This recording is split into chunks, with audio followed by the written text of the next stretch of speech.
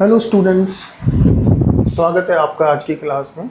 आज की क्लास उन बच्चों के लिए जो अभी जस्ट जिन्होंने अकाउंट स्ट्रीम चूज़ की है और जिन्हें अकाउंट के बेसिक चैप्टर जर्नल में प्रॉब्लम आ रही है, या जो लोग जर्नल सीखना चाहते हैं। ज़्यादा टाइम वेस्ट ना करते हुए सीधे पॉइंट पे आते हैं। देखो, अकाउंट्स की जब तुम डेफिनेशन पढ़ते हो, अकाउंट की डेफिनेशन में क्या लिखा हुआ है? Accounting is the art. Accounting, एक मिनट, अकाउंटिंग की डेफिनेशन जब तुम पढ़ोगे, accounting is the art of recording, classifying and summarising.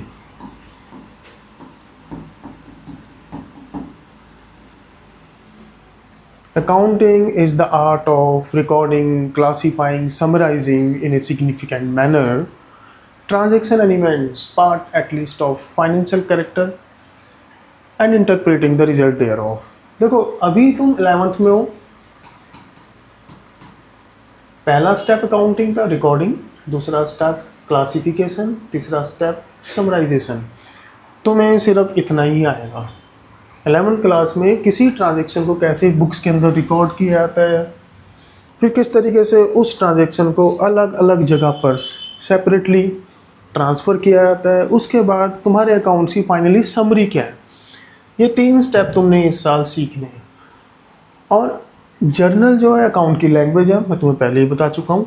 तो अगर जर्नल तुम्हारी स्ट्रांग होगी तो तुम सारी ट्रांजेक्शन को सही कर पाओगे। जर्नल के बेस पे ही क्लासिफिकेशन होता है। रिकॉर्डिंग मतलब journal, classification means ledger, summarisation means trial balance.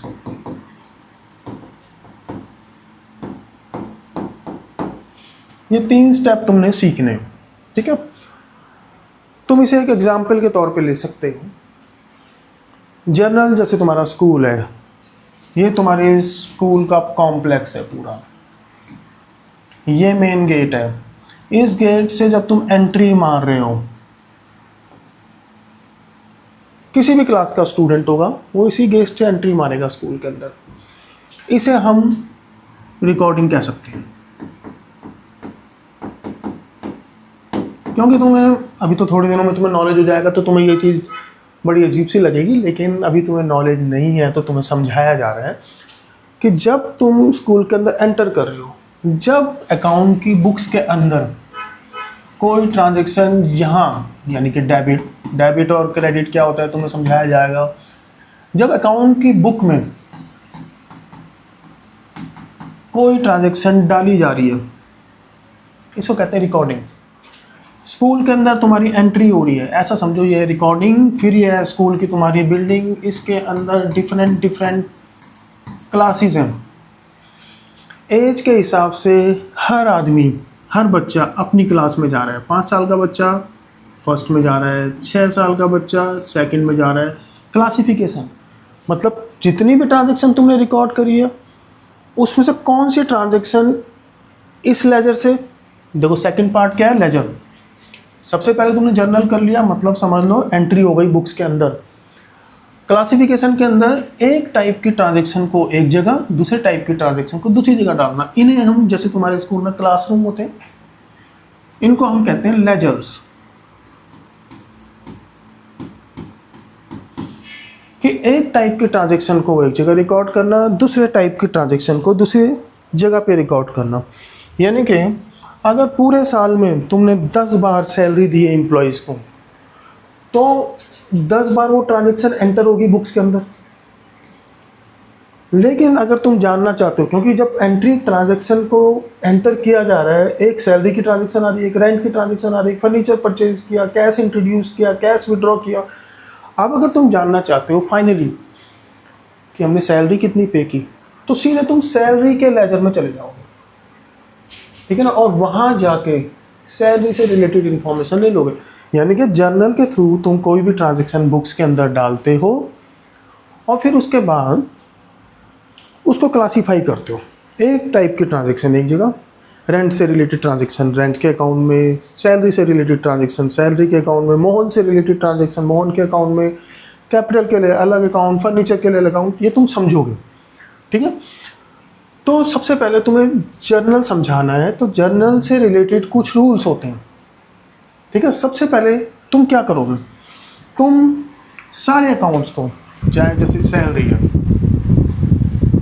Rent, इनका नेचर होता है, electricity, furniture, Ram, Mohan, bank, capital, कोई भी अकाउंट हो, ये डिफरेंट डिफरेंट अकाउंट्स हैं, इनके थ्रू ट्रांजैक्शन बुक्स के अंदर रिकॉर्ड की जाती है। पहली चीज़ तुम कर रहे हो डबल एंट्री बुक कीपिंग।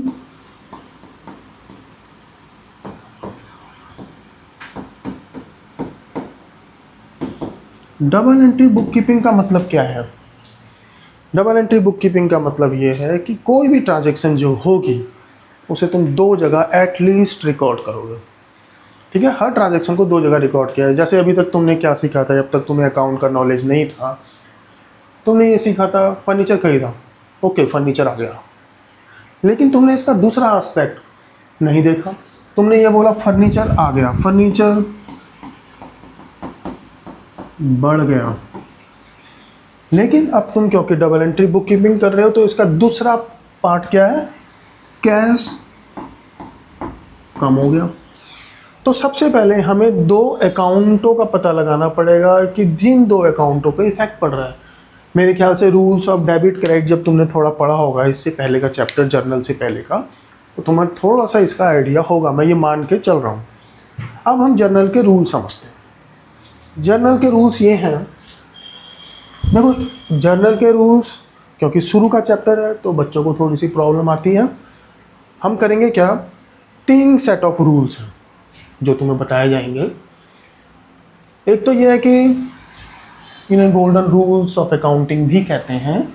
जितने भी अकाउंट है, मैंने बताया था अभी, capital, bank, cash, Ramlal, Mohanlal, XYZ, rent, electricity, ये सब हेड्स हैं, इनके थ्रू ट्रांजैक्शन की जाती है। तो जब सारे अकाउंट्स को देखा जाता है तो हम उन्हें 3 पार्ट में क्लासीफाई करते हैं। सबसे पहले नॉमिनल,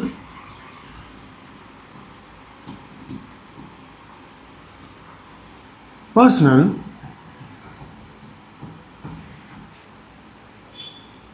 रियल।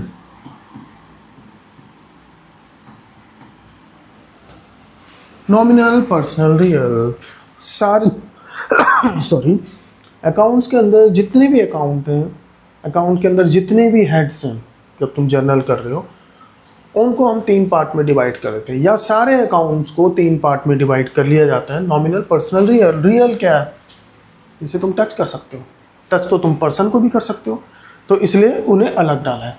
रियल के अंदर हम लेते हैं एसेट्स को इंक्लूडिंग कैश। रियल से रिलेटेड रूल्स क्या है, debit what comes in,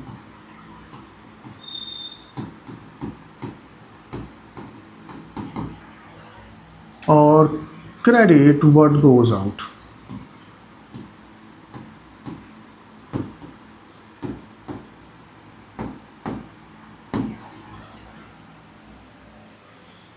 assets जब भी आती हैं उन्हें हम डेबिट कर देते हैं, जब भी फर्म से ये निकलती हैं, फर्म या ऑर्गेनाइजेशन से या कंसर्न से, तो इन्हें हम क्रेडिट कर देते हैं। यानी कि मोटे मोटे तौर पे जो आ रहा है उसे डेबिट कर दो, जो जा रहा है उसे क्रेडिट कर दो। रियल से रिलेटेड रूल है ये, पर्सन से रिलेटेड रूल्स नहीं है, रियल से रिलेटेड रूल है। पर्सन से रिलेटेड रूल क्या है, पर्सन से रिलेटेड रूल ये है, पर्सन के साथ तुम्हारा कैसा रिश्ता होता है, या तो तुम उसे कुछ देते हो या तुम उससे कुछ लेते हो। तो पर्सन जिसको तुम कुछ दोगे यानी कि वो रिसीव कर रहा है, डेबिट द रिसीवर।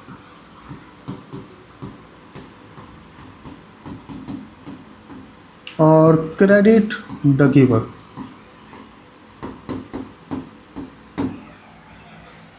जिसको तुम दे रहे हो तुम उसे डेबिट करोगे, जो तुम्हें दे रहा है तुम उसे क्रेडिट करोगे, credit the giver.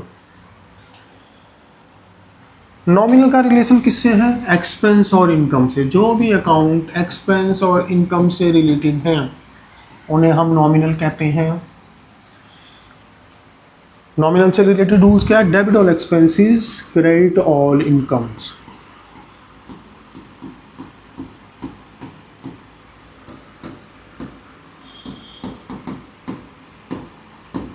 Debit all expenses and losses, credit all income and gains. तो अभी तुम मोटे मोटे तौर पे अगर समझ लो, अभी तुम शुरुआत कर रहे हो, इनकम मतलब सेल या सेल मतलब इनकम, तो सेल हमेशा क्रेडिट होगी, इतना याद रखो। तो थोड़ी छोटी चीज़ें तुम्हें बताई जा रही हैं, एक साथ सारे रूल्स करने की कोशिश करोगे तो नहीं हो पाएगा। मेरा मानना है रूल्स तो हैं गोल्डन रूल्स, लेकिन इनके बेसिस पे बच्चे शुरू में क्वेश्चन को नहीं कर पाते। ये सारे रूल्स एक साथ ध्यान रख पाना बच्चों के लिए पॉसिबल नहीं हो पाता। कुछ इंटेलिजेंट बच्चे उनकी बात अलग है, एक नॉर्मल स्टूडेंट इस तरीके से नहीं कर पाता। तो दूसरी चीज़ क्या है? क्या कोई दूसरा तरीका है? हाँ जी है, हाँ जी है। तो दूसरा तरीका ये है, देखो अकाउंट में कुछ बेसिक प्रिंसिपल्स हैं। अब मैं तुम्हें उठा के कहीं और ले जा रहा हूँ। अकाउंट पूरा का पूरा एक स्टोरी की तरह है, इसमें कई सारी चीज़ें एक दूसरे से जुड़ी हुई हैं। जितना स्टोरी की तरह इसे समझने की कोशिश करोगे तो उतना इजी है। अगर तुम ये सोचोगे कि भाई पढ़ाई कर रहे हैं हम, कोई बुक है जिसे हमें सीखना है, तो थोड़ा मुश्किल हो जाएगा। इजी लो। देखो अकाउंट के अंदर कुछ बेसिक प्रिंसिपल्स हैं जिन्हें हमें फॉलो करना होता है, जिनमें से एक प्रिंसिपल ये है। देखो तुमने अकाउंटिंग की डेफिनेशन भी जब करी है, accounting is the art of recording, classifying, summarising in a significant manner transactions and event part at least of financial character. Financial character होना चाहिए। जैसे अगर मान लो तुम्हारी ऑर्गेनाइजेशन के अंदर आपके एम्प्लॉयज़ बहुत लॉयल हैं, तो उनकी लॉयल्टी फर्म के लिए एक वैल्यू रखती है, ठीक है ना। अगर तुम मालिक हो और तुम्हारे 20 एम्प्लॉय तुम्हारे शोरूम में काम कर रहे हैं, सारे के सारे बहुत लॉयल हैं, तो उसकी लॉयल्टी का तुम्हें बहुत फ़ायदा होने वाला है। तुम किसी एक को मैनेजर अपॉइंट कर दो और दूसरी जगह जाके अपना नया बिजनेस स्टार्ट कर लो, तो उसकी वजह से तुम अपना बिजनेस एक्सपेंड कर सकते हो। अगर तुम्हारे एम्प्लॉयज़ लॉयल हैं, उनके ऊपर नज़र रखने की तुम्हें ज़रूरत नहीं है। तो loyalty of employees is an asset for the organisation. लेकिन क्या लॉयल्टी को तुम मनी टर्म में एक्सप्रेस कर सकते हो? नहीं कर सकते। तो इसलिए इसे बुक्स के अंदर रिकॉर्ड नहीं किया जाता। तो आगे जाके तुम पढ़ोगे, आगे जाके नहीं, तुम पहले पढ़ चुके होंगे फर्स्ट चैप्टर में कि लिमिटेशन ऑफ अकाउंटिंग। देखो ये एक खूबी है। यहाँ पर हम third chapter accounting principles, theory base of accounting और फर्स्ट चैप्टर, इन दोनों को मैच कर रहे हैं एक साथ। तो ये एक बिजनेस अकाउंट्स की एक खासियत है कि अकाउंट्स के अंदर सिर्फ उन्हीं ट्रांजैक्शन को रिकॉर्ड किया जाता है जिन्हें मनी टर्म में एक्सप्रेस कर सकते हो। लेकिन ये कमी भी है कि अकाउंट इग्नोर्स क्वालिटेटिव एलिमेंट। जो क्वालिटी है हमारी ऑर्गेनाइजेशन के एम्प्लॉयज़ की, एक क्वालिटी है, उसे मनी टर्म में हम एक्सप्रेस नहीं कर सकते, तो हम उसे बुक्स के अंदर रिकॉर्ड भी नहीं करते। तो अकाउंट्स में थोड़ा सा तुम पढ़ोगे शुरू में तो तुम्हें थोड़ा अजीब भी लगेगा, क्योंकि जो हम बता रहे हैं कि अकाउंट की एक खूबी है। अकाउंट की खूबी क्या है? अकाउंट की खूबी ये है कि पहली चीज़, business and businessman are two different entities. जैसे मैं बच्चों को कहता हूँ कि आपने बिजनेस में पैसे इन्वेस्ट किए, पैसे आए या गए, बच्चे बोलते हैं पैसे गए, तो मैं बोलता हूँ कि ये है बिजनेस मैन और ये है उसका बिजनेस। इसने इसमें पैसे लगाए। इसके एंगल से देखोगे तो पैसा गया, लेकिन अगर इसके एंगल से देखोगे तो पैसा आया। मनी कमी। तुमने देखना किसके एंगल से है। देखो ऑब्जेक्टिव ऑफ अकाउंटिंग, अकाउंट्स बनाने का आखिर मकसद क्या है। अगर कोई बिजनेसमैन अपने अकाउंट्स नहीं बनाता, क्योंकि अकाउंट्स शुरू से तो बनते नहीं आ रहे थे, अभी 100-150 साल हुए हैं जब से अकाउंट्स हम मेंटेन कर रहे हैं, उससे पहले अकाउंट्स थे ही नहीं। क्या बिजनेस नहीं होता था? बिजनेस तो पहले भी होता था। तो हम अकाउंट्स आखिर क्यों बनाते हैं? अकाउंट्स बनाने का मकसद क्या है? What is the objective of making accounts? सबसे मेन ऑब्जेक्टिव अकाउंट्स बनाने का है एक तो ये है टू मेंटेन प्रॉपर रिकॉर्ड्स, जो तुम्हारे बिजनेस में हो रहा है, कहाँ से आ रहा है, कहाँ से जा रहा है, किसको देना है, किससे लेना है, ये सब कुछ तुम मेंटेन कर पाओ। और दूसरी चीज़ ये भी है कि तुम प्रॉफिट या लॉस कैलकुलेट कर पाओ। अगर तुम्हारे पास 10 लाख रुपए हैं, तुम उसे अपने पास रखने की जगह बैंक में रख दो, तो उसके ऊपर तुम्हें इंटरेस्ट मिलेगा। लेकिन अगर बैंक में ना रखना चाहो तो कहीं किसी कंपनी में इन्वेस्ट कर दो, उसके ऊपर तुम्हें डिविडेंड या प्रॉफिट मिलेगा। लेकिन अगर तुम बिजनेस अच्छे से चला सकते हो तो तुम किसी और कंपनी में इन्वेस्ट क्यों करो, तुम अपना ही बिजनेस खोल लो। तो अगर तुम अपनी कैपिटल को अपने बिजनेस में इन्वेस्ट कर रहे हो तो तुम्हें वो रिटर्न मिल रही है या नहीं जो तुम्हें मिलनी चाहिए थी। एक नॉर्मल रेट ऑफ रिटर्न होता है। अगर तुम्हारे पास 10 लाख रुपए कैपिटल है तो अगर तुम उसे बैंक में डालोगे तो 10% एफडी पे इंटरेस्ट मिलेगा। तो क्या तुम अगर उसे बिजनेस में लगाते हो तो तुम्हें 10% से ज़्यादा प्रॉफिट मिलता है या नहीं, कैसे पता चलेगा? तुम अकाउंट्स बनाओगे, अकाउंट के अंदर एक प्रॉफिट एंड लॉस अकाउंट होता है, वो बनाओगे, तुम्हें पता चल जाएगा कि तुम्हें प्रॉफिट हुआ या नहीं हुआ। तो बेसिक ऑब्जेक्ट अकाउंट्स बनाने का ये होता है कि तुम जानना चाहते हो कि तुम्हें प्रॉफिट हुआ या लॉस हुआ। तो सबसे पहले जब भी तुम अकाउंट्स बनाते हो कुछ बेसिक प्रिंसिपल्स हैं, जिनमें से एक बेसिक प्रिंसिपल है सेपरेट लीगल एंटिटी या अकाउंटिंग एंटिटी कॉन्सेप्ट।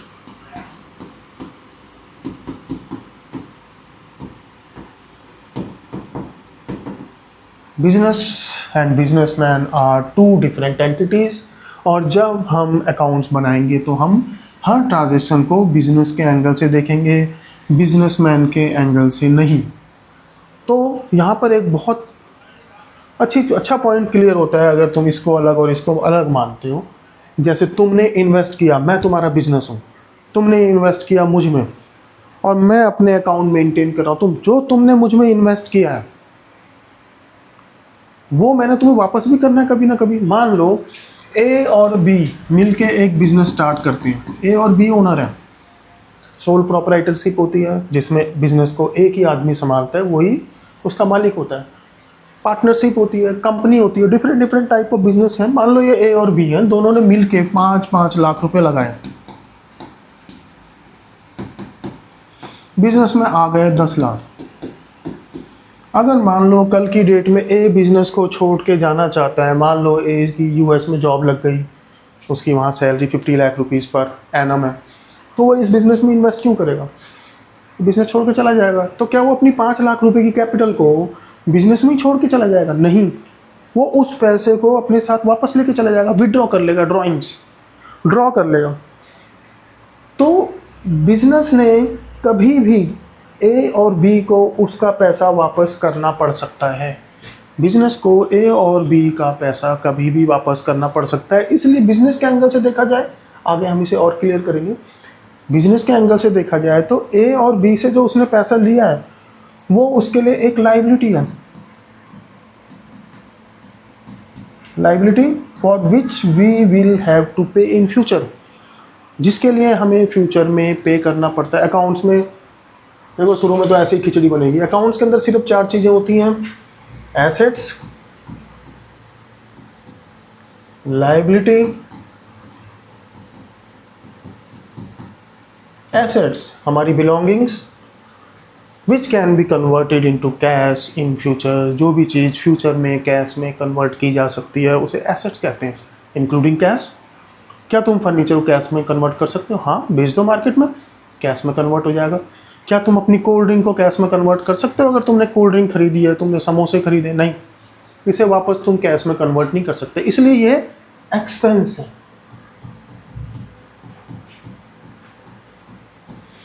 जब भी तुम किसी को कुछ पेमेंट करते हो उसके बदले तुम्हें कुछ मिलता है, जो तुम्हें मिलता है उसके अंदर एक यूटिलिटी छुपी होती है।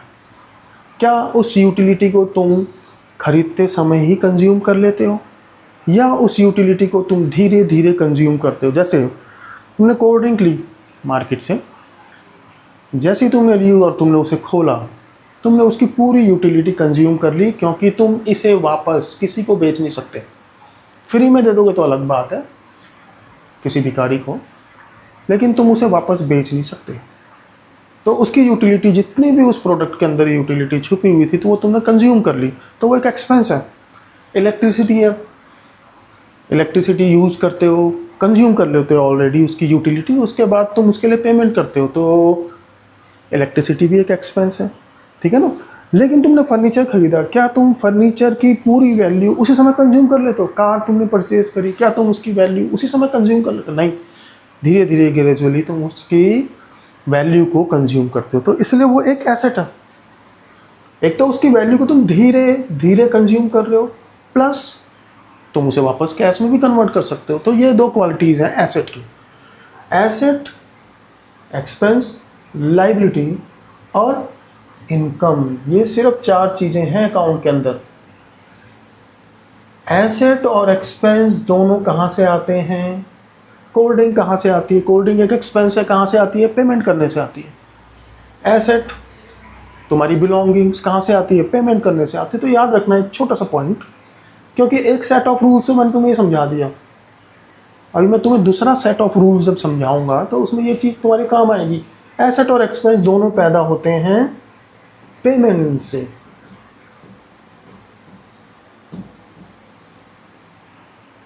पूरी वीडियो देखनी है, आराम से देखनी है, जहाँ पर जो चीज़ समझना है वापस करके उसे दोबारा रिपीट कर लो।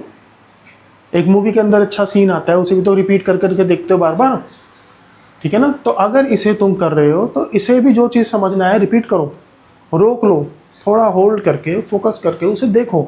फर्स्ट चैप्टर है, ये समझ नहीं आएगा, प्रॉब्लम हो जाएगी, 1 घंटा का वीडियो बनेगा कम से कम। लाइबिलिटी और इनकम कहाँ से आती है? इनकम कहाँ से आती है? रिसीप्ट से। पैसा आता है तभी तो इनकम आती है।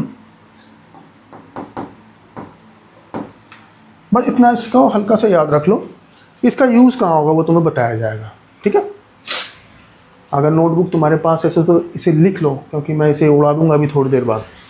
देखो, अकाउंटिंग एंटिटी प्रिंसिपल तुम्हें ये बताता है कि businessman and business are 2 different entities, और हमें इन दोनों को अलग मान के चलना चाहिए। ये बेसिक कॉन्सेप्ट्स हैं अकाउंट की, जिनके ऊपर अकाउंट की पूरी बिल्डिंग खड़ी होती है। दूसरा, मनी मेजरमेंट प्रिंसिपल। चलो इसे हटाते हैं, क्या ऐसा करते हैं, थोड़ा ऊपर ले जाते हैं। कुछ प्रिंसिपल्स तुम्हें बताए जा रहे हैं। मनी मेजरमेंट प्रिंसिपल,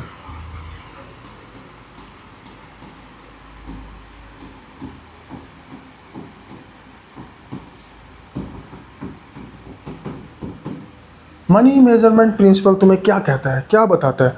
देखो, जैसे तुम रोड पे जाते हो, राइट हैंड साइड पे तो नहीं चलते, लेफ्ट हैंड साइड में ही चलते हो। तुम ये तो नहीं कह सकते कि मेरे को पता नहीं था कि मुझे राइट हैंड साइड में चलना है। रोड पे पहुंचते हो तो तुम्हें रोड के बेसिक रूल ऑलरेडी पता है, ये सब जानते हैं। तो ऐसे ही जब तुम अकाउंट सीखने बैठ रहे हो तो तुम्हें ये बेसिक प्रिंसिपल्स पता है, ये सब जानते हैं, ठीक है ना। ये बेसिक प्रिंसिपल्स तुम्हें पता होने चाहिए। क्या? Money measurement principal.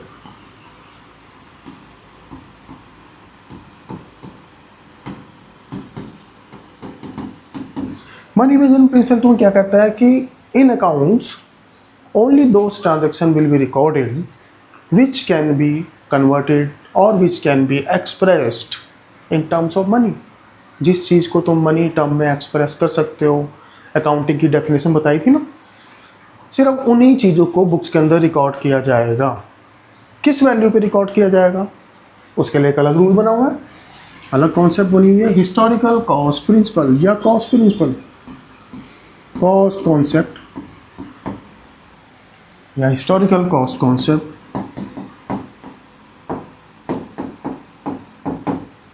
समझना जरूरी है। देखो, मैं तुम्हें बाद में बताऊंगा। मनी मेजरमेंट प्रिंसिपल एक प्रिंसिपल है जो फॉलो करना पड़ता है अकाउंट बनाते समय, लेकिन ये अकाउंट की लिमिटेशन भी है। मनी मेजरमेंट प्रिंसिपल कहता है कि अकाउंट्स में सिर्फ वही ट्रांजैक्शन रिकॉर्ड होंगी जो विच can be express in terms of money. लेकिन अकाउंट की लिमिटेशन क्या है? लिमिटेशन ये है कि अकाउंट्स इग्नोर्स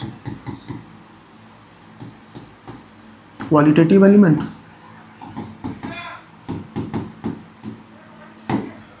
अकाउंट्स में जो क्वालिटेटिव एलिमेंट्स हैं, ऑनेस्टी ऑफ आवर स्टाफ, उसे हम छोड़ देते हैं। गुडविल, अब पहले तो हम रिकॉर्ड किया करते थे गुडविल वगैरह को, अब छोड़ देते हैं, वो तुम्हें बाद में बताया जाएगा।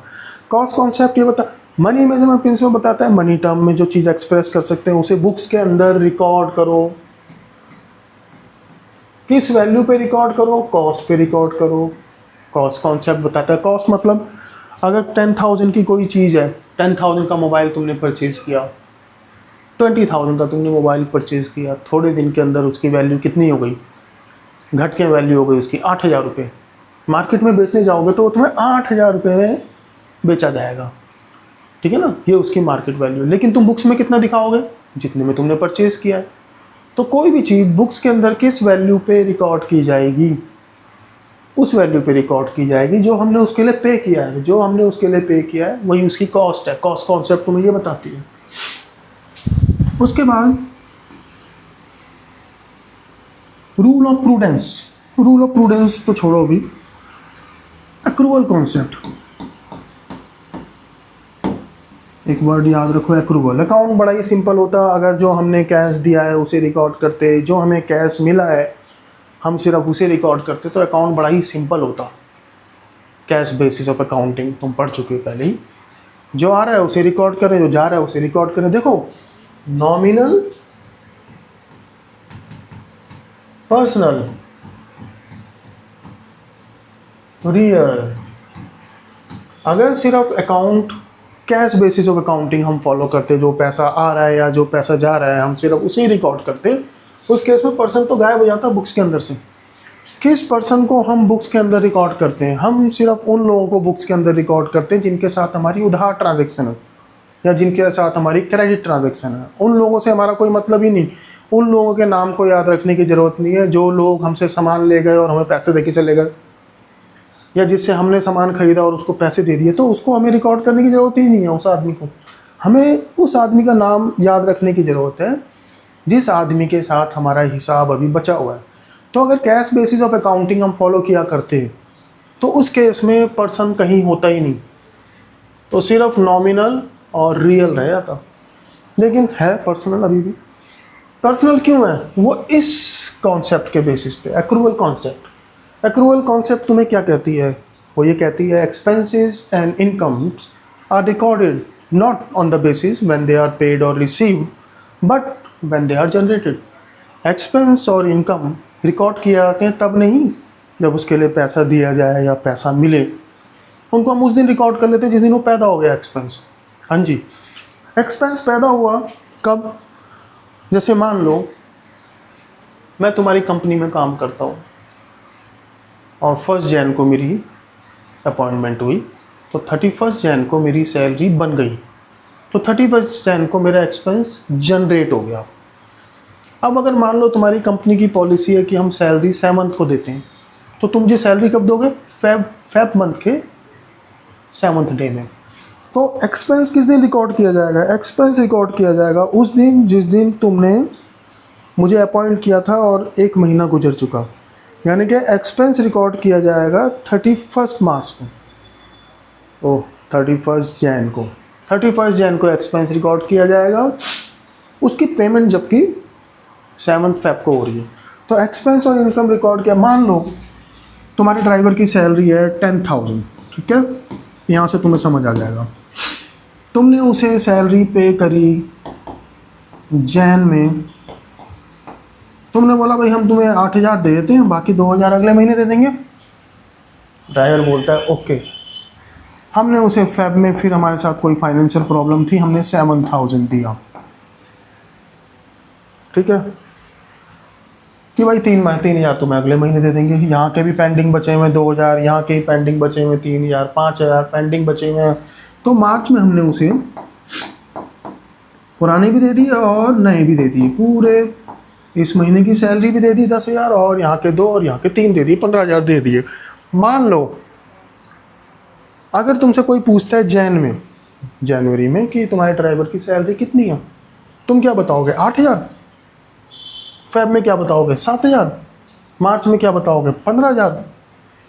तो अकाउंट्स के अंदर एक चीज़ और होती है, ट्रू एंड फेयर व्यू।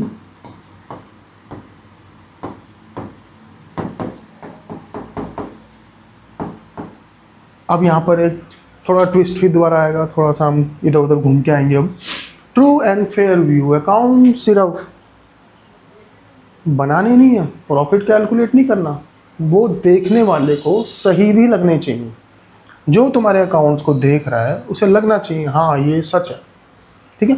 अगर तुम किसी को कहते हो 8,000 सैलरी है, 7,000 सैलरी है, 15,000 सैलरी है, यहाँ पर तो समझ जाएगा भाई मेरे को गलत इन्फॉर्मेशन बताई जा रही है। तो तुम क्या करते हो, तुम बोलते हो 8 दे दिए लेकिन 2 नहीं दिए, तो मेरा एक्सपेंस तो भाई 10,000 है। ये कहती है एक्रूअल प्रिंसिपल कि expense will not be recorded on the basis of payment but on the basis of its generation. कितना जनरेट हो गया एक्सपेंस, 10,000 जनरेट हुआ, पे हमने 8,000 किया, कोई बात नहीं, तब भी हम 10,000 को रिकॉर्ड करेंगे। ये 2,000 क्या, ये 2,000 है आउटस्टैंडिंग। लगता है 2 क्लास लग जाएंगी, टॉपिक थोड़ा लंबा जा रहा है। आउटस्टैंडिंग यानी कि due but not yet paid. Expense बन तो चुका है लेकिन तुमने अभी तक दिया नहीं, तो उसे भी हम एक्सपेंस मानते हैं। जो नहीं दिया उसे भी एक्सपेंस मानते हैं। जो दिया किस बेस पे मानते हैं, एक्रूअल प्रिंसिपल के बेस पे। एक्रूअल प्रिंसिपल तुम्हें ये सिखाता है, ठीक है। एक सेकंड थोड़ा पानी पी लें।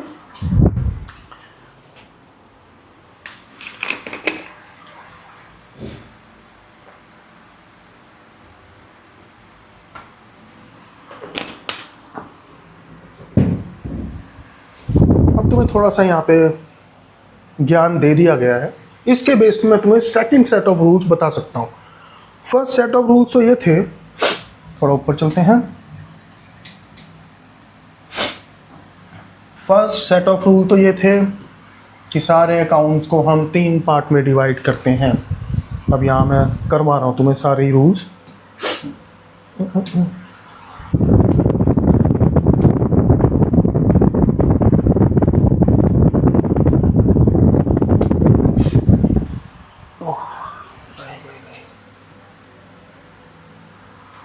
एक सेकेंड।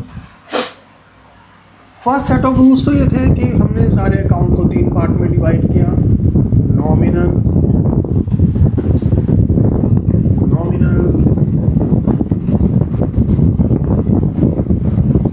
पर्सनल, रियल, ठीक है। नॉमिनल तुम्हें ये कहता है debit all expenses, credit all income.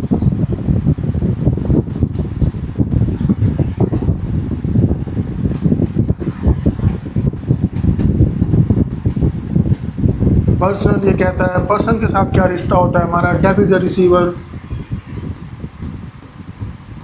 Credit the giver, पहले बताया जा चुका है ये।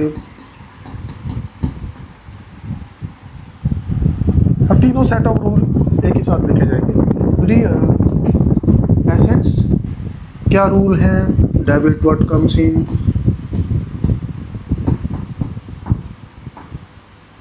Credit what goes.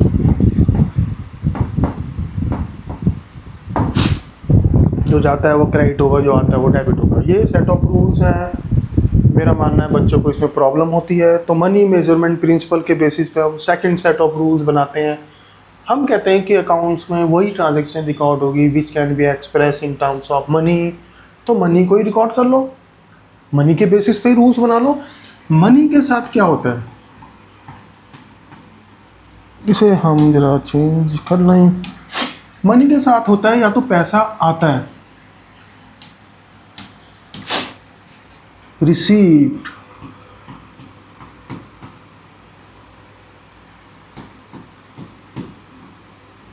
या पैसा जाता है, पेमेंट।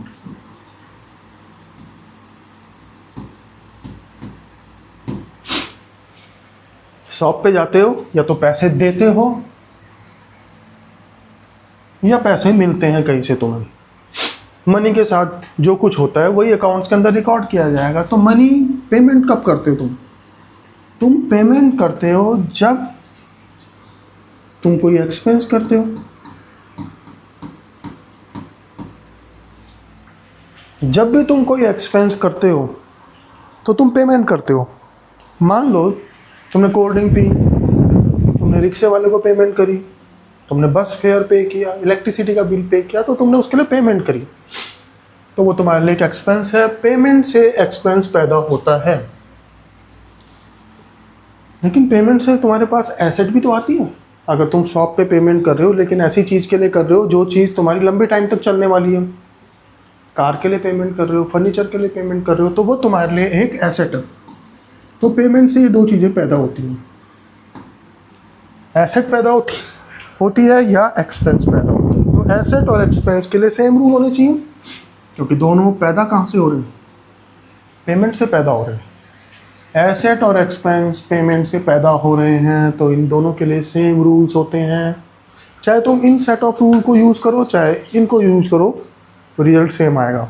एक्सपेंस और एसेट दोनों पेमेंट से पैदा हुई है, तो इनसे रिलेटेड रूल्स क्या हैं? जब भी ये बढ़ेंगे डेबिट, जब भी ये कम होंगे क्रेडिट। जब भी कोई एक्सपेंस बढ़ेगा, रेंट बढ़ रहा है, तुमने रेंट पे किया, रेंट अकाउंट डेबिट, ठीक है जी।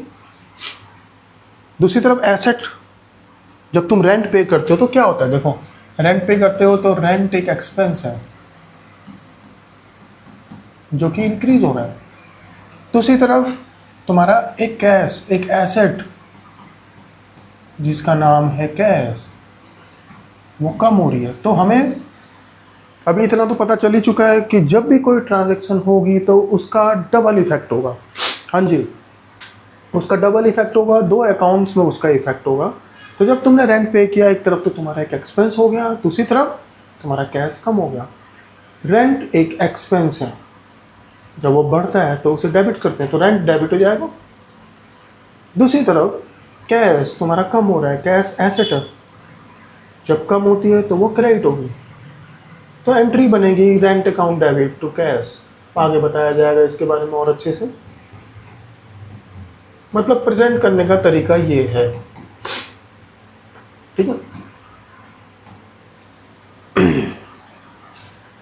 दूसरी तरफ पैसा आता कहाँ से? तुम्हारे पास पैसा कहाँ से आता है? तुम कुछ बेचते हो, वहाँ से पैसा आता है। अगर तुम्हारे अंदर टैलेंट है, तुम्हारे अंदर क्वालिटी है, तो तुम अपने टैलेंट को बेचते हो। जितने भी सर्विस क्लास लोग हैं वो अपने टैलेंट को बेचते हैं। एक बिजनेसमैन जो है, जो मैन्युफैक्चरिंग का काम करता है, वो अपने प्रोडक्ट को बेचता है। तो दोनों ही केस में कुछ ना कुछ बेचा जा रहा है, तो बेचने से पैसा आता है। पैसा आता कहाँ से है? पैसा आता है सेल से, यानी कि इनकम के थ्रू।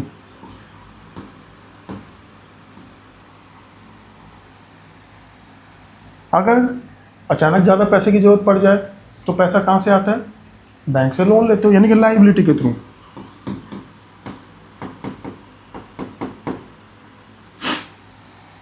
इनकम और लायबिलिटी ये दोनों सेम जगह से पैदा होती हैं, रिसीप्ट से, तो इनसे रिलेटेड रूल सेम है। जब भी इंक्रीज होगा क्रेडिट, जब भी डिक्रीज होगा डेबिट। जी हाँ, ये तुमने रूल देख लिए। चार ही चीज़ होती हैं, income, liability, expense, asset. Income, expense, liability, asset, ये चार ही आइटम होते हैं अकाउंट्स के अंदर घुमा फिरा के, और उन चारों से रिलेटेड रूल्स तुम्हें ये बता दिए गए। अब क्या होता है, शुरू में बच्चों को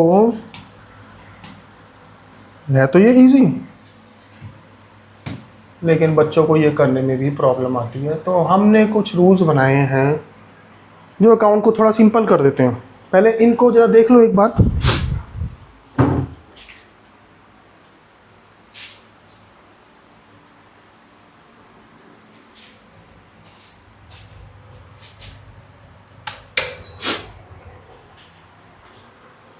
हमने क्या रूल्स बनाए हैं? हमने बोला ना तो नॉमिनल, पर्सनल, रियल के चक्कर में पढ़ो, ना इनकम, लायबिलिटी, एक्सपेंस और एसेट के चक्कर में पढ़ो। तुम क्या कहो, रूल्स निकले यहीं से ही हम, लेकिन हमने उसे थोड़ा सा छोटा किया है, क्योंकि आजकल बच्चों का दिमाग थोड़ा छोटा हो गया है। पढ़ाई से रिलेटेड चीज़ें उन्हें कम ही याद रहती हैं। तो रूल क्या है जो हमने बनाए? वो ये बनाए कि जब भी हमको 90% ट्रांजेक्शन तुम्हारी इन रूल्स के बेस पे सॉल्व हो जाएगी, 10% में तो फिर भी इन रूल्स का सहारा लेना पड़ेगा, तुम्हें यहाँ पहुँचना ही पड़ेगा। लेकिन कम से कम 90% ट्रांजेक्शन तो सही करें पहले, ठीक है। तो 90% ट्रांजेक्शन को सही करने के लिए तुम सबसे पहले कैश पे ध्यान दो। क्योंकि मनी मेजरमेंट प्रिंसिपल यही बताता है, कैश या तो आता है या तो जाता है, उन्हीं को ही हम बुक्स के अंदर रिकॉर्ड करते हैं। ठीक है, तो कैश क्या है? एक एसेट है। जब बढ़ेगी डेबिट, जब कम होगी क्रेडिट, यहीं से निकला है। तो कैश से रिलेटेड रूल याद कर लो कि कैश जब भी आएगा डेबिट होगा, क्योंकि उधार ट्रांजैक्शन बहुत कम होंगी, क्रेडिट ट्रांजैक्शन बहुत कम होंगी, ज़्यादातर ट्रांजैक्शन तुम्हारी फॉर कैश होंगी। कैश का मतलब होता है कैश और बैंक। कैश और बैंक को हम सेम तरीके से डील करते हैं। कैश बढ़े या बैंक का बैलेंस बढ़े तो हम उसे डेबिट करेंगे। एसेट है कैश, जब भी बढ़ती है डेबिट होगी, जब भी कम होती है क्रेडिट होगी।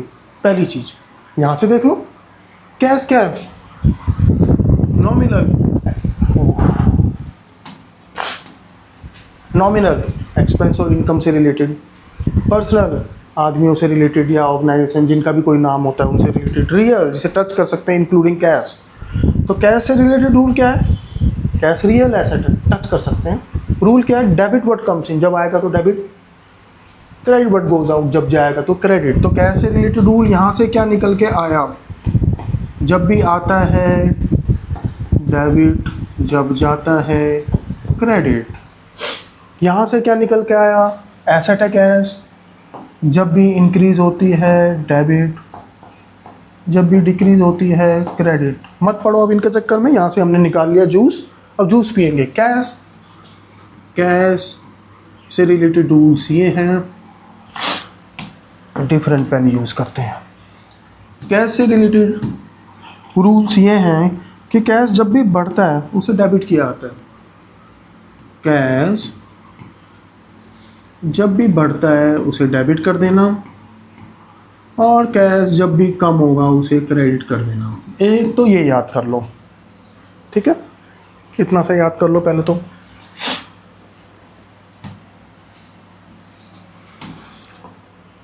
यहाँ तक सिंपल है। अब इसमें एक चीज़ और डाल दूंगा, एक चीज़ और डाल दूंगा, ज़्यादा चीज़ें डालूंगा तो फिर बच्चे फिर जो कॉम्प्लिकेटेड हो जाएगा बच्चों के लिए। तो कैश जब भी आएगा डेबिट, कैश जब भी जाएगा क्रेडिट, बैंक भी जोड़ लो इसके साथ। कैश और बैंक जब भी इंक्रीज होगा डेबिट, कैश और बैंक जब भी डिक्रीज होगा क्रेडिट। दूसरा क्या याद रखोगे? बार बार हम गुड्स परचेज करेंगे, बार बार हम गुड्स सेल करेंगे, तो याद रहे परचेज क्या है? परचेज एक एक्सपेंस है। जब भी तुम रॉ मटेरियल परचेज करते हो वो तुम्हारे लिए एक एक्सपेंस है ना? परचेज एक एक्सपेंस है, जब भी इंक्रीज होगा डेबिट। या ये कह लो जब भी गुड्स की परचेज होगी, purchase of goods, purchase of furniture नहीं। गुड्स और फर्नीचर में क्या फ़र्क है? देखो, क्या ये पॉसिबल है कि किसी के लिए कोई आइटम एसेट हो और किसी के लिए वही आइटम रॉ मटेरियल हो? हाँ जी, पॉसिबल है। जैसे तुमने म्यूजिक सिस्टम खरीदा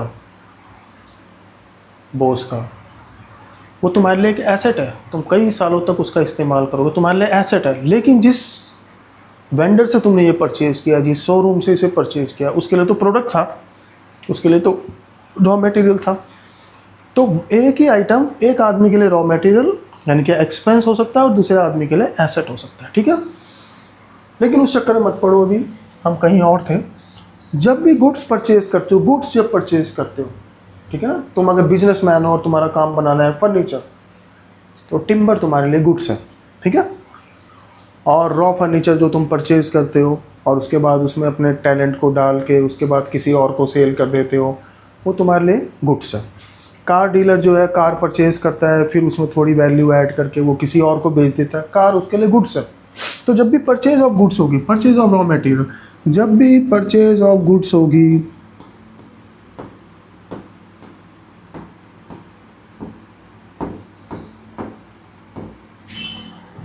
जब भी परचेज ऑफ गुड्स होगी, एसेट नहीं गुड्स, तो परचेज अकाउंट को डेबिट कर देना, बस इतना याद रखो।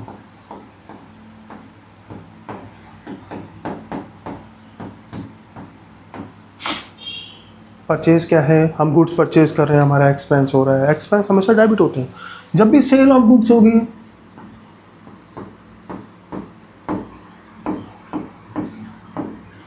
सेल अकाउंट को क्रेडिट कर देना, इतना याद रख सकते हो। तो तुम लगभग 70% ट्रांजैक्शन सॉल्व कर सकते हो। लेकिन अगर इसमें एक लाइन और जोड़ दें तो फिर तुम 90% ट्रांजैक्शन सॉल्व कर सकते हो। वो लाइन क्या है? जब भी गुड्स परचेज करेंगे परचेज अकाउंट डेबिट होगा, जब भी गुड्स सेल करेंगे सेल अकाउंट क्रेडिट होगा। परचेज एक एक्सपेंस है इसलिए डेबिट हो रहा है, डेबिट ऑल एक्सपेंसेस। सेल एक इनकम है इसलिए क्रेडिट हो रहा है, credit all incomes. Debit all expenses, credit all income nominal, debit all expenses, credit all incomes. Okay, एक रूल और याद रख लो, फिर तुम्हारी सारी ट्रांजेक्शन ऑलमोस्ट सॉल्व हो जाएंगी। देखो ये तो रूल्स हैं, इनको याद करना एक अलग बात है, फिर उसका इस्तेमाल करना, उसको यूज़ करना एक डिफरेंट बात है। ठीक है ना? जैसे तुम्हारे हाथ में गन है, गन परचेज करना एक अलग बात है, उसको यूज़ करना एक अलग बात है, उसके लिए एक अलग टैलेंट चाहिए। तो इन रूल्स को तुम याद तो कर लोगे, लेकिन फिर उसके बाद जब यूज़ करोगे बार बार तो ये अच्छे से याद भी हो जाएंगे, और साथ में इनका इस्तेमाल, इनका यूज़ कैसे किया जाता है वो भी तुम्हें आ जाएगा।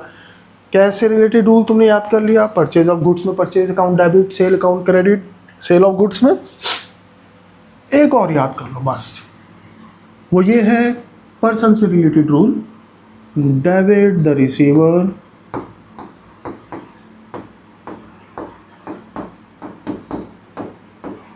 और credit the giver.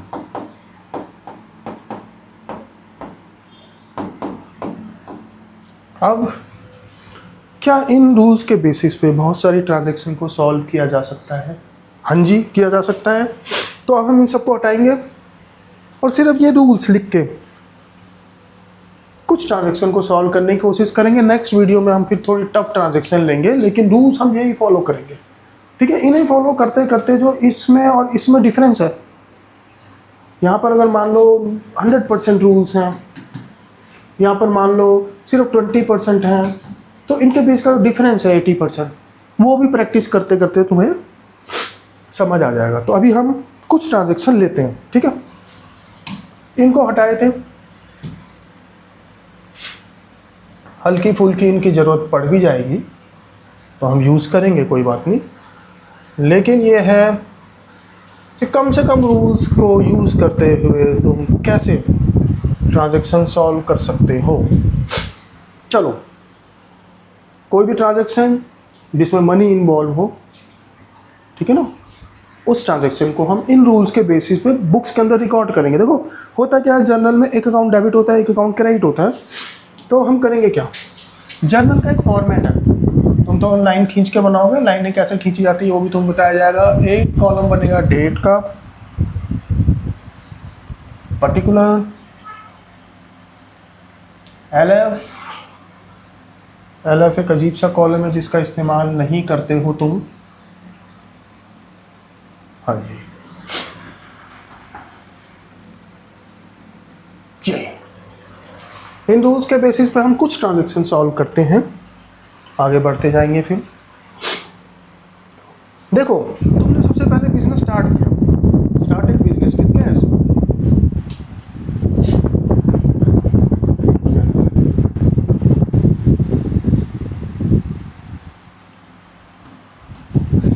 Date, particular, LF debit amount, credit amount. Debit और क्रेडिट ये क्या होता है, कई बार बच्चे पूछते हैं। डेबिट और क्रेडिट, इनडेबिटेड तुमने वर्ड सुना होगा, मैंने उसके लिए कुछ काम किया तो मैंने उसे इनडेबिट कर दिया, यानी कि मैंने उसे लायबल बना दिया, उसके लिए लाइबिलिटी पैदा हुई तो मेरे लिए एसेट पैदा हुई। लेकिन छोड़ो इन चक्करों को। अकाउंट की बुक के दो साइड्स होते हैं, एक साइड होती है डेबिट साइड, एक साइड होती है क्रेडिट साइड। डेबिट साइड में एक्सपेंस और एसेट्स रहते हैं और क्रेडिट साइड में इनकम और लाइबिलिटी रहती है। या सिंपली ये समझो कि हम एक अकाउंट को डेबिट करते हैं, एक अकाउंट को क्रेडिट करते हैं। इन रूल्स के बेसिस पे किसी आइटम को हम यहाँ डालते हैं, किसी आइटम को हम यहाँ डालते हैं। क्यों? अगर ये दो साइड्स हैं, 10,000 की सेल हुई, 20,000 की सेल हुई, 30,000 की फिर सेल हुई, 15,000 की गुड्स हमने परचेज करी, फिर हमने 30,000 की गुड्स परचेज करी, है ना।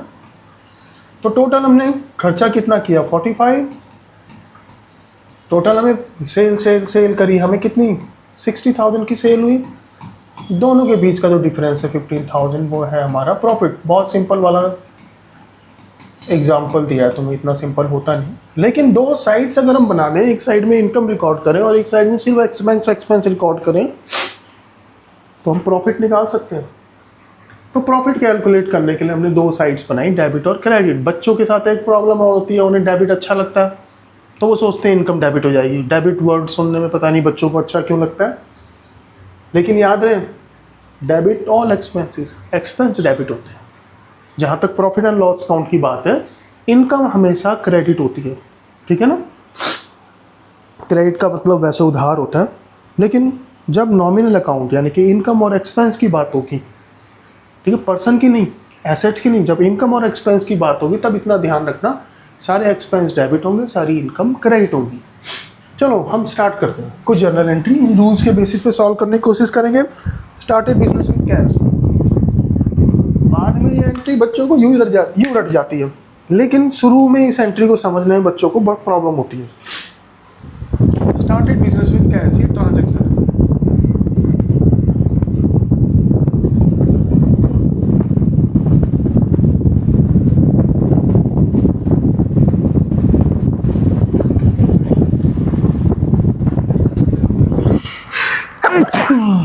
सॉरी, बिजनेस स्टार्ट किया तुमने 1 लाख रुपए के साथ। देखो बिजनेस के एंगल से देखो, बिजनेसमैन ने तो बिजनेसमैन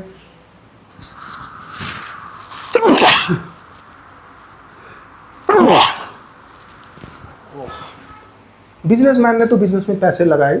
बिजनेसमैन के एंगल से देखोगे तो लगेगा कि पैसा जा रहा है, ठीक है, लेकिन बिजनेस के एंगल से देखना है तुमने। बिजनेसमैन ने बिजनेस में पैसे लगाए तो कैश इंक्रीज हो रहा है। अकाउंटिंग इक्वेशन में थोड़ा तुमने पढ़ लिया होगा। दूसरी तरफ बिजनेस के एंगल से देखा जाए तो अब ये पैसा बिजनेस में कभी ना कभी ओनर को वापस भी करना है। अगर कल ओनर चाहे कि मेरे को पैसा वापस चाहिए तो वो बिजनेस से पैसे को निकाल के ले जाएगा। तो बिजनेस के लिए वो एक लायबिलिटी है जिसका नाम है कैपिटल, वो भी इंक्रीज हो गई, कैश भी इंक्रीज हो गया, कैपिटल भी इंक्रीज हो गई। देखो अब यहाँ पर कैपिटल से रिलेटेड रूल तो नहीं है कोई भी, हमने यहाँ पर कैपिटल से रिलेटेड रूल तो कोई लिखा ही नहीं। तो हम कैपिटल को कैसे सॉल्व करेंगे, कैपिटल वाले पार्ट को कैसे सॉल्व करेंगे। हमने तो सिर्फ ये देखा है कैश जब भी बढ़ता है डेबिट, तो बिजनेसमैन ने बिजनेस में पैसे लगाया तो कैश इंक्रीज हुआ, तो लो कैश को डेबिट कर दो, कैश अकाउंट डेबिट।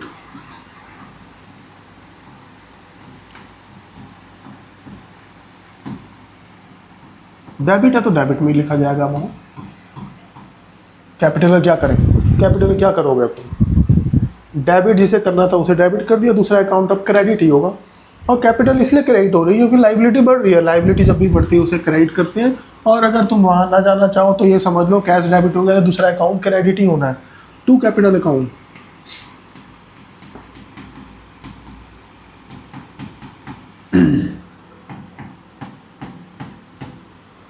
नीचे नरेशन लिख दोगे, being business started with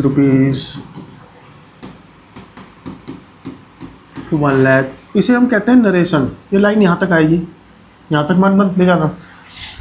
started business with cash, ये नरेशन है। Narration means description of a transaction, इसे पढ़ता कोई नहीं है वैसे, लेकिन होनी जरूरी है। बिजनेस स्टार्ट किया, तुम्हारा कैश इंक्रीज हुआ, तो कैश को अब हम नहीं लिखेंगे, इसलिए ट्रांजेक्शन में लिखा, बाकियों में नहीं लिखेंगे। कैश इंक्रीज हो रहा है, ठीक है, तो कैश को हमने डेबिट कर दिया। दूसरी तरफ कैपिटल भी इंक्रीज हो रही है, कैपिटल जब इंक्रीज होगी तो उसे क्रेडिट किया जाएगा, ठीक है। अगर वीडियो ज़्यादा लंबी है तो इसको करने का तरीका ये है कि तुम ब्रेक्स में देख लो, कोई बात नहीं। मैं नहीं कहूँगा कि एक वीडियो को पूरा का पूरा देखो, फोकस बच्चे का ख़त्म हो जाता है इतने टाइम में। तुम ऐसा करो कि उसे देखो और नोटबुक में लिख लो, यहाँ तक मैंने देख लिया है, और नेक्स्ट टाइम अगर मान लो तुमने 20 मिनट की देख ली तो नेक्स्ट टाइम तुम 17वें मिनट से देखना फिर शुरू कर दो, तो वो फ्लो तुम्हारा दोबारा बन जाएगा, ठीक है। लेकिन 2-3 दिन के अंदर ये पूरी वीडियो एक बार में देख लेना। देखो तुमने 1 लाख के साथ बिजनेस स्टार्ट किया, अगला काम क्या करोगे, बैंक अकाउंट खोलोगे, बैंक में पैसे जमा कराओगे। मान लो ओपन बैंक अकाउंट एंड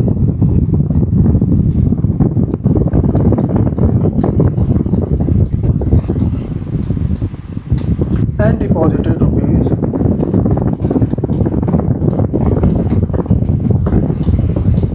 80,000, 80,000 रुपये बैंक में जमा करा दिए।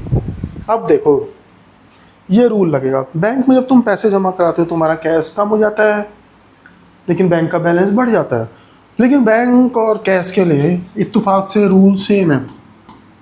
तुम्हें बताया गया था कि जो भी बढ़ता है उसे हम डेबिट करते हैं, जो भी कम होता है उसे हम क्रेडिट करते हैं। तो यहाँ पर बैंक में पैसे जमा करा रहे हो तो बैंक बढ़ रहा है, तो बैंक अकाउंट डेबिट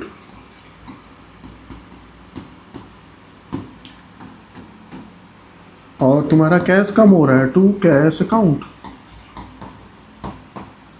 अकाउंट के लिए तुम ये भी यूज़ कर सकते हो। 80,000 तुमने डिपॉजिट कर दिए,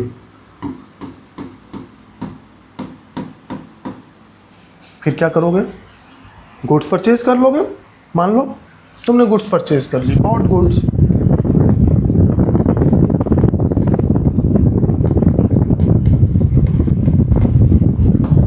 फॉर 30,000।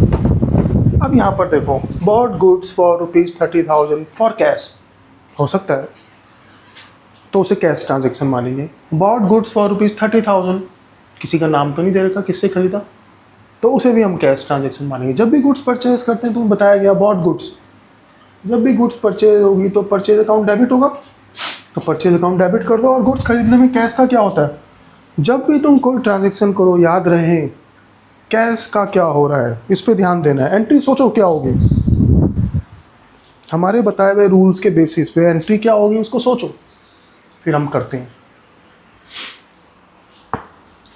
बॉट गुड्स, तो इसको समझो तुम बॉट गुड्स फॉर कैश। जब भी गुड्स परचेज करते हैं तो purchase account will be debited,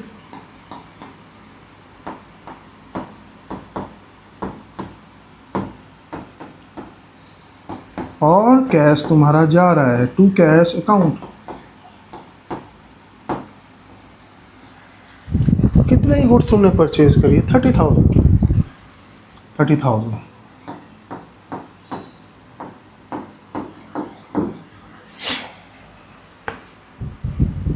मान लो तुमने गुड्स परचेज करी फ्रॉम रोहन,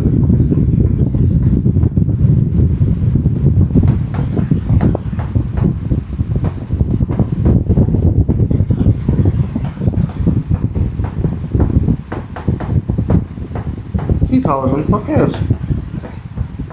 देखो अब नाम तो दे दिया, नाम दे दिया तो इसका मतलब क्या है, तुमने खरीदा उधार, ठीक है ना। अगर तुम्हें ये दे दिया कि तुमने किससे परचेज किया तो इसका मतलब तुमने उधार खरीदा, लेकिन साथ में फॉर कैश भी दे दिया, तो फिर दोबारा तुमने कैश परचेज करी, यानी कि bought goods from Rohan 3,000 for cash, तो कैश है। एंट्री होगी, परचेज तो करी है तुमने गुड्स, तो purchase account debit to cash account. नाम से हमें यहाँ पर कोई मतलब नहीं।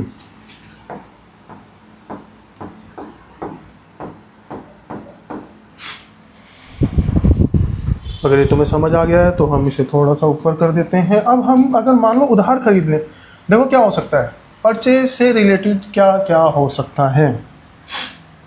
परचेज से रिलेटेड ये हो सकता है कि तुम गुड्स परचेज करो फॉर कैश, तुम गुड्स परचेज करो ऑन क्रेडिट। अगर तुमने सामान खरीदा है on credit,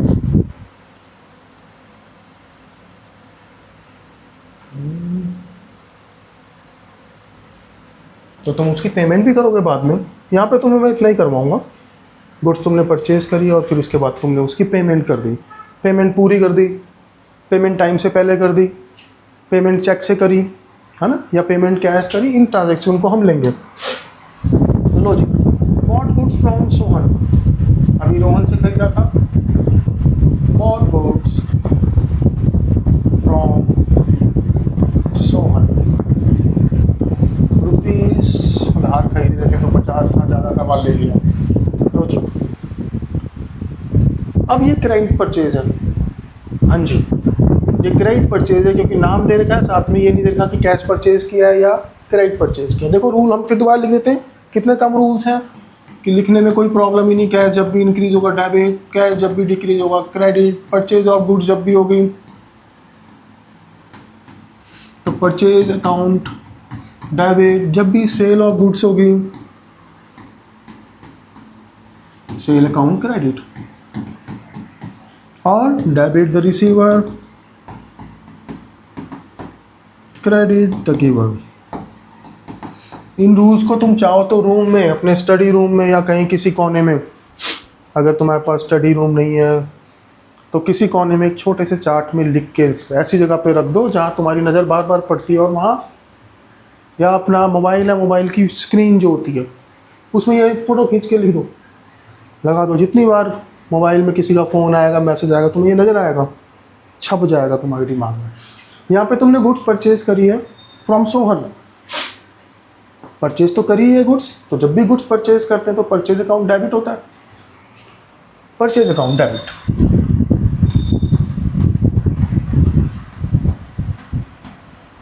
account debit to cash, क्या हमने कैश दे दिया? नहीं दिया, हमने कैश नहीं दिया। अगर तुमने कैश दे दिया तो उस आदमी के नाम से तुम्हें कोई मतलब नहीं। कैश अगर तुमने नहीं दिया तो उस आदमी के नाम से तुम्हें मतलब है। क्या करोगे उस आदमी का तुम? आदमी से रिलेटेड रूल्स तो ये है, debit the receiver, credit the giver. Credit the giver, तुमने सामान खरीदा, तुमने गुड्स खरीदी तो तुम्हें किसी ने गुड्स दी, credit the giver to Sohan. ये समझना जरूरी है।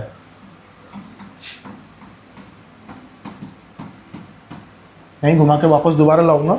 अब सोहन से तुम्हें गुड्स मिल गई 50,000 की। अब मान लो अब सोहन को अपने पैसे देने हैं, paid ₹40,000 to Sohan on account. Accounts में अब दो चीज़ें आती हैं, दो तरीके की पेमेंट होती है, ऑन अकाउंट और इन फुल सेटलमेंट।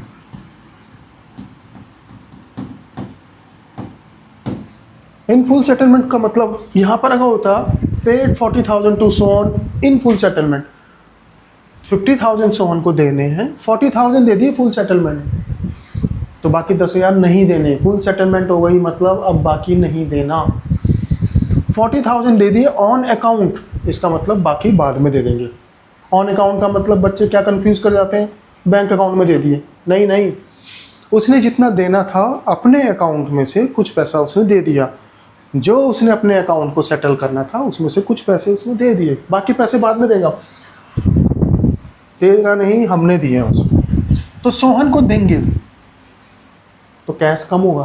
पहली चीज़, कई तरीके से कर सकते हैं तुम एंट्री, कैश कम हो रहा है तो कैश जब भी कम होता है कैश को क्रेडिट करते हैं, डेबिट ही होगा अब सोहन इसका मतलब। और वैसे रूल के हिसाब से देखा जाए debit the receiver, credit the giver.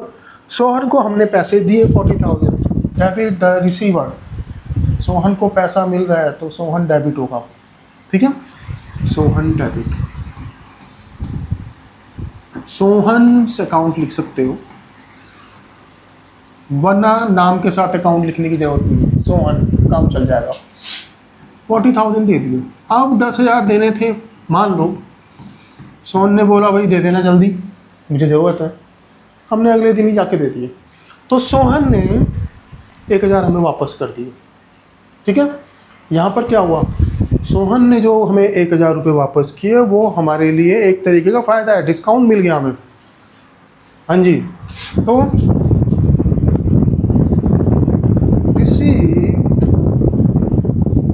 Receive हो जा रहा है बार बार, paid ₹9,000 to Sohan in full settlement.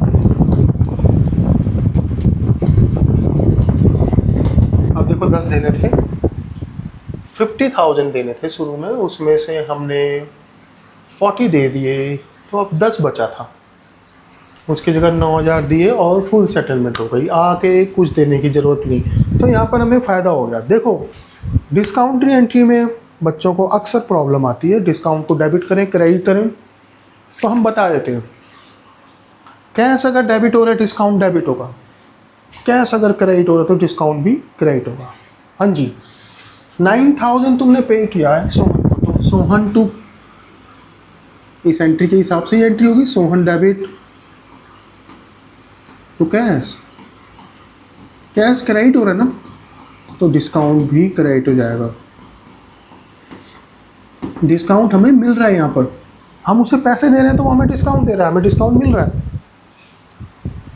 हम किसी को पैसे देते हैं तो हमें डिस्काउंट मिलता है, कोई हमें पैसे देता है तो हम उसे डिस्काउंट देते हैं, डिस्काउंट मिलता भी है, डिस्काउंट हम अलाउ भी करते हैं। यहाँ पे तो डिस्काउंट मिल रहा है, इसीलिए तो हमारी इनकम है। देखो कैश हमने पे किया है 9000, तो कैश में आएगा 9000। डिस्काउंट हमें मिल गया 1000 रुपये, पूरी सेटलमेंट हो गई 10,000 रुपये की। अब अगर लॉजिकली देखा जाए, हमारे हिसाब से देखा जाए तो ये है कि सोहन टू कैश हमने एंट्री करी, हमने बोला भाई कैश क्रेडिट है तो डिस्काउंट भी क्रेडिट कर दिया। लेकिन अगर वैसे देखा जाए, हमें यहाँ पे 1000 रुपये का डिस्काउंट मिल रहा था, हमें यहाँ पे फ़ायदा हो रहा था, हमें प्रॉफिट हो रहा था। Debit all expenses, credit all income. मैंने बताया था तुम्हें पहले भी, अच्छी चीज़ें डेबिट नहीं होती हैं, इनकम एक्सपेंसेस डेबिट होते हैं और इनकम क्रेडिट होती है। अच्छी चीज़ें क्रेडिट होती हैं, ये याद रख लो। तो उस हिसाब से ये एंट्री हमने करी। देखो आज की वीडियो को हम यहीं समाप्त करते हैं। क्यों? क्योंकि लंबी हो चुकी है और अगर हम इसमें और एंट्रीज डाल देंगे तो प्रॉब्लम हो जाएगी। तो हम जर्नल एंट्री के लिए एक वीडियो अलग से बनाएंगे, उसमें हम कौन कौन सी ट्रांजैक्शन हो सकती हैं, कौन कौन सी ट्रांजैक्शन की जर्नल एंट्री आ सकती है, हम ये सब कुछ दिखाएंगे। ट्रांजैक्शन कैसे बनती हैं, एक बिजनेस जब चलता है तो उसमें किस किस तरीके की ट्रांजैक्शन होती हैं, ये मैं तुम्हें बता सकता हूँ। कुल मिला के 20 ट्रांजैक्शन है, 15-20 ट्रांजैक्शन है जो बार बार रिपीट होंगी, ठीक है ना। तो वो सारी ट्रांजैक्शन जनरेट कहाँ से होती हैं वो हम तुम्हें बताएंगे नेक्स्ट क्लास में, जर्नल पार्ट 2 में, ठीक है। तो अभी इन रूल्स को अपने दिमाग में तब तक बैठा लो अच्छे से, और फिर इनके बेसिस पे हम एंट्री करेंगे, ठीक है। तो आज के लिए इतना ही, मिलते हैं नेक्स्ट वीडियो में बहुत जल्दी। धन्यवाद।